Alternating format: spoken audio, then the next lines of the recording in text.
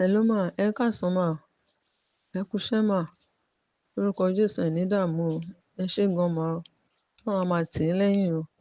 Èmi ni mo tẹ àtẹ̀jíṣẹ́ sí yín lórí nọ́mbà yìí ni mo tẹ̀ sí yín wípé mo ní ìjàmbá mọ́tò ní toll gate ní last year February tó jẹ́ pé ẹsẹ̀ mi méjèèjì ló ti lọ sí.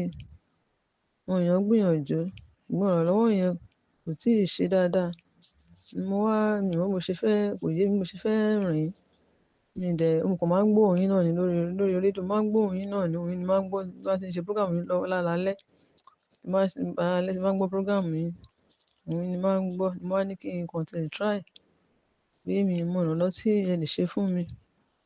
Mi ò mọ̀ bó ṣe lè rí olùrànlọ́wọ́. Ni mo wà nílé àwọn èèyàn ti gbìyànjú lóríṣiríṣi náà. Ọ̀gbẹ́ ni mo ti wà ní ilé. Kódà mo ṣẹ̀ṣẹ̀ fẹ́ tún wà tí lọ ṣe gbogbo ẹsẹ̀ mí kan tó tún kù tán tí ì ṣe náà ní padà wá.